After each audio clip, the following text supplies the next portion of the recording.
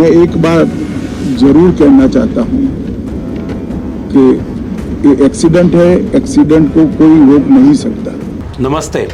कल यानी 12 जून को अहमदाबाद एयरपोर्ट से उड़ान भरने के चंद सेकंड के बाद ही एयर इंडिया का बोइंग 787 ड्रीम लाइनर विमान दुर्घटनाग्रस्त हो गया। अहमदाबाद के सरदार वल्लभ भाई पटेल अंतर्राष्ट्रीय हवाई अड्डे से लंदन के लिए उड़ान भरने के तुरंत बाद ये विमान दुर्घटनाग्रस्त हो गया और अभी तक जितनी सूचना आ रही है उसमें एक यात्री की अस्पताल में इलाज चल रहा है।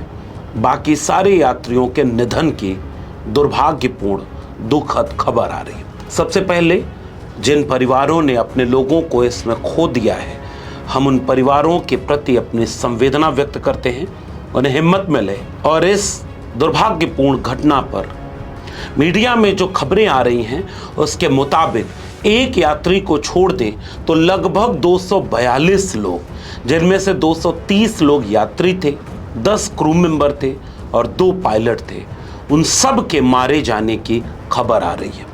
और वो विमान चूंकि उड़ान भरते ही थोड़ी ही दूर पर एक रिहायशी इलाके में गिरा।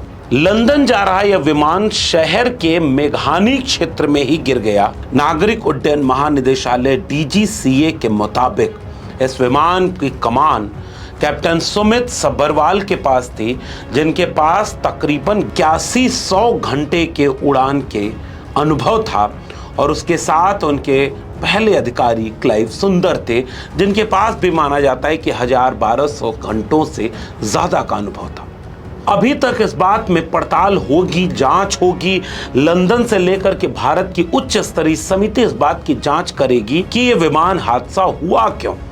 लेकिन जो तस्वीरें आ रही हैं वो भयानक हैं। अहमदाबाद के मेघानी नगर क्षेत्र के BJ मेडिकल कॉलेज के डॉक्टरों के आवासीय क्वार्टरों में विमान दुर्घटनाग्रस्त हो गया और जिससे उस बिल्डिंग में आग लग गई। सबसे पहले कई वीडियोस आ रही हैं जिन्हें लोग सोशल मीडिया पर लाखों लोग देख चुके हैं। एक वीडियो जो आई जो रनवे के आसपास से ली गई है, जिसके मुताबिक विमान जैसे ही रनवे पर दौड़ता है, थोड़ी ही दूर जाने के बाद जब उसके पहिए बंद होने वाले होते हैं, वो पहिए बंद भी नहीं हो पाए थे, उड़ान भरते ही वो नीचे जाने लगा और BJ मेडिकल कॉलेज के डॉक्टरों के उस आवासीय बिल्डिंग के ऊपर जा गिरा। बिल्डिंग धंस गई, आग लग गई और उसमें भी कई लोगों के मारे जाने की खबर है। चूंकि विमान लंदन जाने वाला था, इसलिए अहमदाबाद एयरपोर्ट पर ही उसमें 100 टन तेल डाला गया था, यानी विमान पूरी तरह से ईंधन से भरा हुआ था और उड़ान भरते ही कोई ऐसी बात हुई जिससे वो दुर्घटनाग्रस्त हो गया। हाल फिलहाल के दिनों में इतना बड़ा हवाई हादसा अभी नहीं हुआ था। और जिस विमान की बात की जा रही है, बोइंग 787, 2011 से यह व्यावसायिक उपयोग में है और अभी तक इसकी कोई ऐसी दुर्घटना नहीं हुई थी। ये पहला ऐसा हादसा था जिसने इस विमान के ऊपर गहरे सवाल खड़े कर दिए। हालांकि कुछ मीडिया रिपोर्ट की माने तो अमेरिका से लेकर के दुनिया के कई देशों में इस विमान के सुरक्षा तंत्र पर कई गंभीर सवाल भी उठाए जा चुके थे, जिसके चलते ये बहस हो रही थी कि यह विमान कितना सुरक्षित है। एक कहावत में माना यह जाता है कि हवाई यात्रा लगभग 99% सुरक्षित है, 1% असुरक्षित है।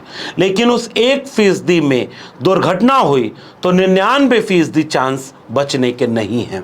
दुर्घटना ऐसी होती है जिसमें बचना मुश्किल हो जाता है। वीडियोस जब वायरल होने लगे तो वो वीडियो उठते हुए धुएं के गुबार और आग के गोले की तरह ऐसे दिखे कि उसमें किसी का बच पाना मुश्किल था।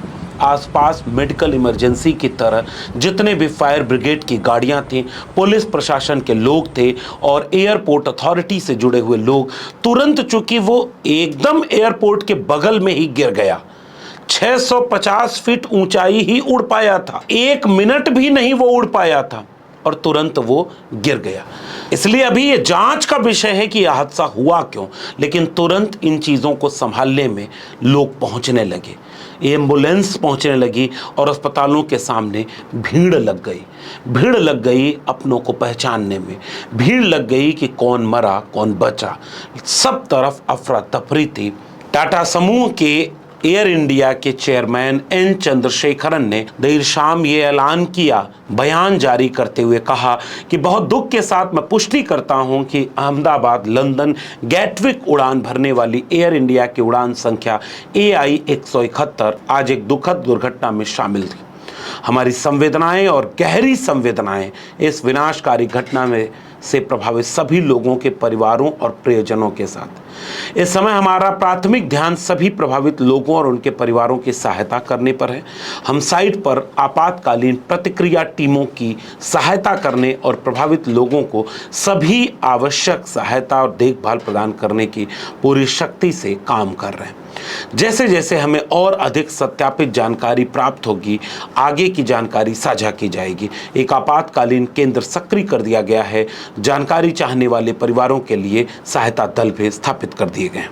प्रधानमंत्री नरेंद्र मोदी, गृह मंत्री अमित शाह से लेकर के देश के कई बड़े नेता इस दुर्घटना स्थल पर पहुंचे। प्रधानमंत्री नरेंद्र मोदी ने सुबह सुबह ही इस दुर्घटना स्थल का दौरा किया और तस्वीरें साझा करते हुए उन्होंने इस घटना में जितने भी लोग मारे गए उनके परिजनों को गहरी संवेदना व्यक्त की। टाटा समूह ने इस बात का ऐलान किया कि वो सभी मृतक परिवारों को 1-1 करोड़ रुपए के अनुदान राशि, सहायता राशि मुहैया कराएगा। अभी आगे इस पर और सारी चीजें होनी बाकी हैं, लेकिन ये दुर्घटना हो क्यों गई, सबके मन में ये सवाल है। मीडिया रिपोर्टों की माने तो एक खबर ये आ रही है कि लगता है कि दोनों इंजन फेल हो गए। अगर दोनों इंजन फेल हो गए और उड़ान भरते ही फेल हो गए तो क्यों फेल हुए, इसकी जांच होना बाकी है। एक कयास ये लगाया जा रहा है कि अहमदाबाद एयरपोर्ट के आसपास पक्षियों की तादाद ज्यादा है।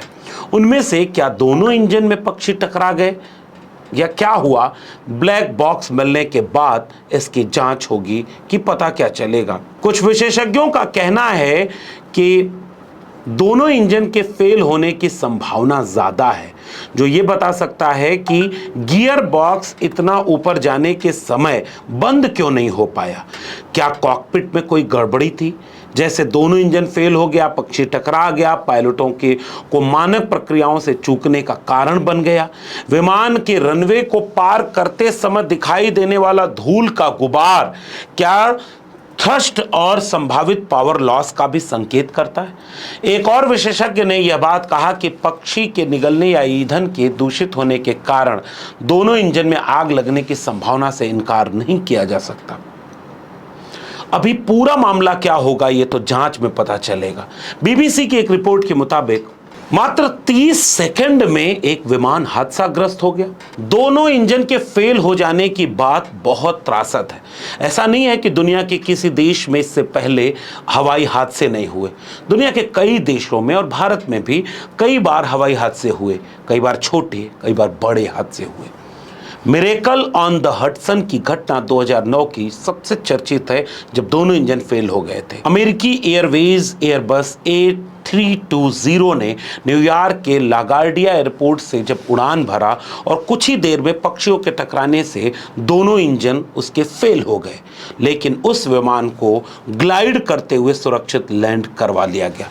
इस बार क्या हुआ, क्या पक्षी टकराए, क्या इंजन फेल हुआ या कोई और तकनीकी गड़बड़ी हो गई कि मात्र 30 सेकंड और पूरा विमान जलकर खाक हो गया। अहमदाबाद एयरपोर्ट से परिचित पायलटों और विशेषज्ञों ने इस बात की तरफ संकेत किया है कि पक्षियों के टकराने की संभावना ज्यादा है, क्योंकि अहमदाबाद एयरपोर्ट के बारे में नागरिक उड्डयन मंत्रालय ने दिसंबर 2023 में संसद को यह जानकारी दी कि पिछले 5 वर्षों में 642 पक्षी टकराव की घटनाएं दर्ज की गई और जिनमें से ज्यादातर अहमदाबाद एयरपोर्ट की थी। बीबीसी ने अपनी रिपोर्ट में यह बताया है कि विशेषज्ञों ने यह सुझाव दिया कि यह दुर्घटना संभवतः इसलिए हुई क्योंकि टेक ऑफ के दौरान विमान के फ्लैप्स नहीं खोले गए थे।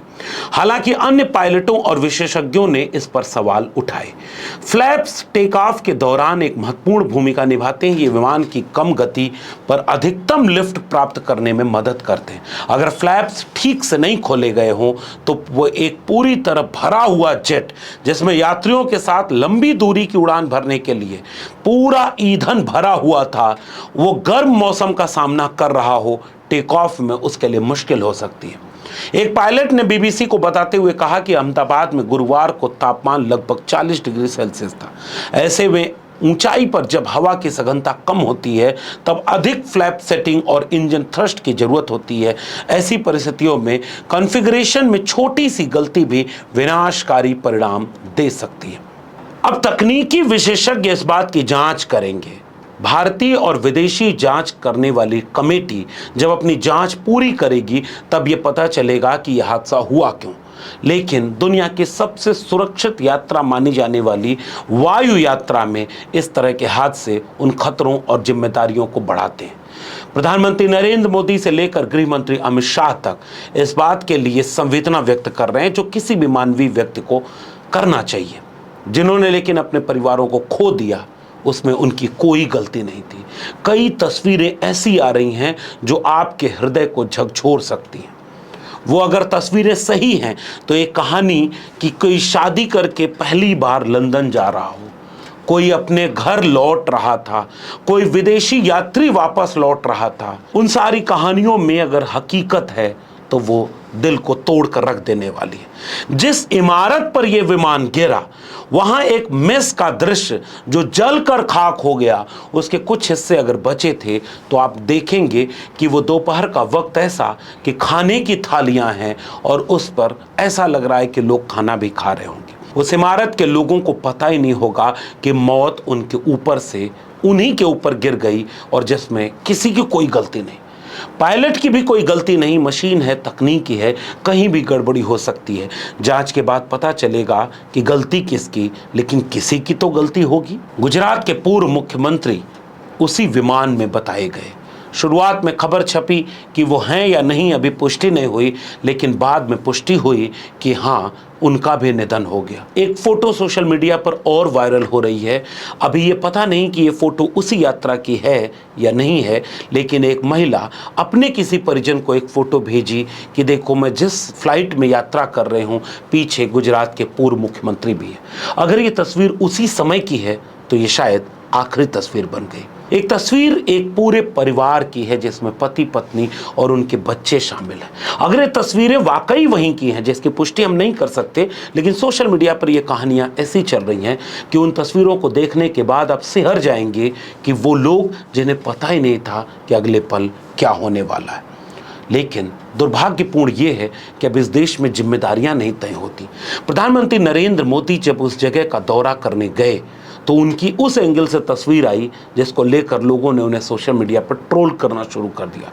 विमान का पीछे वाला हिस्सा इमारत में जहां धंसा है, मोदी जी के कैमरामैन ने ऐसे फोटो खींची है जिसमें वो हिस्सा और मोदी जी दोनों साथ आए। लेकिन इसके बाद होगा क्या? और उस समय मोदी सरकार में जो नागरिक उड्डयन मंत्री हैं वो तो रील बनाकर उसमें म्यूजिक लगाकर जब वहां गए हुए हैं तो उसकी वीडियो बनाकर सोशल मीडिया पर डाल रहे हैं। लोग ये पूछ रहे हैं कि क्या इनमें संवेदनशीलता नहीं है? लोग उस बयान पर गृह मंत्री अमित शाह को भी ट्रोल कर रहे हैं जब वो कह रहे हैं कि दुर्घटनाएं हो सकती हैं जिन्हें रोका नहीं जा सकता। मैं एक बात जरूर कहना चाहता हूं कि ये एक्सीडेंट है, एक्सीडेंट को कोई रोक नहीं सकता। इन बयानों के बाद सोशल मीडिया पर उन सवालों की बौछार हो गई कि अगर रेल दुर्घटना हो जाए तो रेल मंत्री की कोई जिम्मेदारी नहीं, अगर वायुयान दुर्घटना हो जाए तो वायुयान मंत्रालय यानी नागरिक उड्डयन मंत्रालय की कोई जिम्मेदारी नहीं, अगर देश में अर्थव्यवस्था डूब जाए तो वित्त मंत्री की कोई जिम्मेदारी नहीं, पहलगाम में आतंकी हमला हो जाए तो गृह मंत्री की कोई जिम्मेदारी नहीं, मणिपुर में दंगा हो जाए तो भी गृह मंत्री की कोई जिम्मेदारी नहीं। इस तरह से अगर देखा जाए तो फिर जिम्मेदारी है किसकी? फिर किसको सबक मिलेगा कि गलती करने पर सजा भी मिलती है? मुझे याद आता है जब राजनाथ सिंह ने यह बयान दिया था कि ये यूपीए नहीं एनडीए है, यहां इस्तीफे नहीं होते। नए इसमें मंत्रियों के त्यागपत्र नहीं होते हैं भैया, वो यूपीए गवर्नमेंट नहीं है, एनडीए गवर्नमेंट है। इस बयान को सुनने के बाद हर बार ये लगता है कि गलती पर गलती होती जाए, दुर्घटना पर दुर्घटना होती जाए। जो दुर्घटना का शिकार हो गया वो चला गया और उसका दोषी और गुनहगार कोई साबित नहीं होता। आखिर में कोई सामान्य निचले स्तर के कर्मचारी को सस्पेंड करके इस पर लीपापोती कर दी जाएगी। आप नागरिक हैं तो आप भी सोचिएगा कि रेल दुर्घटनाओं पर एक दौर था जब नीतीश कुमार ने अपना ये वाला भाषण देते हुए इस्तीफा दे दिया था। सुनिए नीतीश कुमार को। I think it's total failure of the railway. That's why I have accepted the responsibility. चूक है, और ये चूक ही हम सिर्फ इसको नहीं कहेंगे, ये आपराधिक नेग्लिजेंस, क्रिमिनल नेग्लिजेंस। इसलिए इसको हम पहले तो ओन करते हैं इसकी रिस्पॉन्सिबिलिटी, और हमने रिजिग्नेशन दिया। वक्त बदल गया, ऐसे तमाम इस्तीफे पहले भी हुए जो नैतिक आधार पर हुआ करते थे, लेकिन अगर आप इस्तीफे की बात करेंगे तो आप हास्यास्पद बना दिए जाएंगे।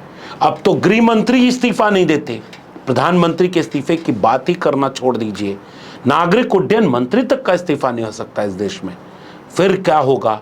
इन गलतियों से क्या कोई देश में सबक ले सकेगा? जो मारे गए हैं वो अब अपने परिजनों को खो चुके हैं, जिन्हें कोई लौटा कर नहीं दे सकता। लेकिन अगली बार ये दुर्घटना न हो, इसके लिए क्या होगा? अडानी का एयरपोर्ट और हवाई जहाज टाटा का, सब कुछ तो प्राइवेट है, जिम्मेदारी किसकी?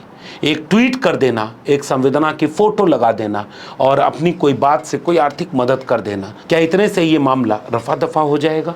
याद रखिएगा, ये सब कुछ ऐसा लग रहा है कि सब भगवान भरोसे चल रहा है, किसी की कोई जिम्मेदारी नहीं है।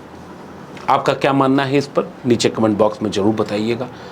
अगर ये वीडियो पसंद आई हो तो इसे लोगों तक पहुंचाइए। मेरे चैनल को सब्सक्राइब न किया हो तो चैनल को सब्सक्राइब जरूर कर लीजिए।